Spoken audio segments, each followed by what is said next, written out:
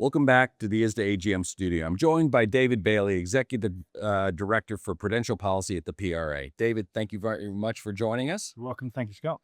Well, we've been talking about Basel III implementation. The U.S. rules are out. They've been out for about a month. We're digesting them. We're reflecting on them here in the U.S., but we're also kind of thinking about their application internationally and how they might impact the UK rules or how they align with the UK rules. You've implemented Basel 3.1, your proposal.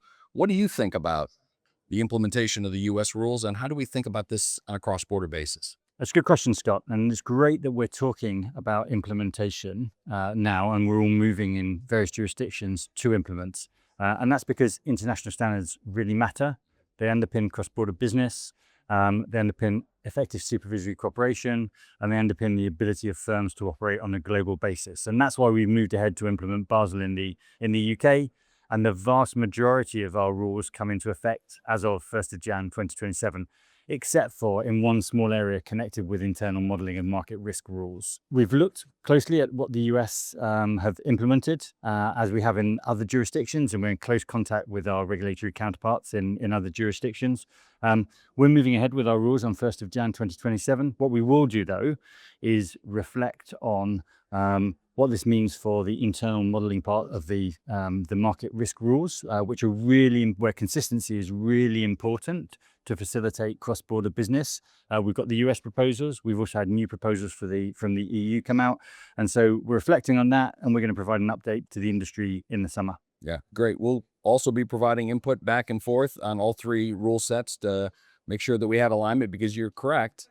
This is a competitive market, and these rules really deal with that issue of competition in the market risk category. So that it's vitally important we get this right and we get them aligned. In addition to your day job, you also serve on the Basel Committee. How will all of this rulemaking play through to the Basel Committee as they reflect on consistency in broader jurisdictions?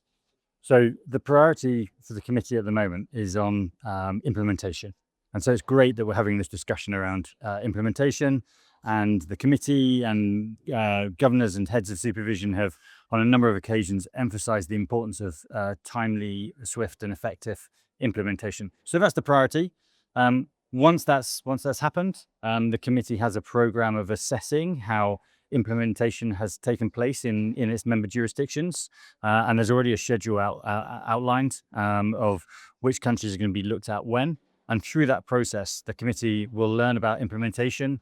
And as it has done in other areas, like the liquidity rules, where it said last year it's going to review the standard based on the implementation and common deviations in a number of jurisdictions. I'm sure the committee will consider lessons learned from Basel III implementation, but that's to come in the future. The priority right now and over the coming years is on implementation and getting that done. Well, David, thank you very much for joining us here in Boston and sharing your insights with us. You're welcome. Thanks, Scott.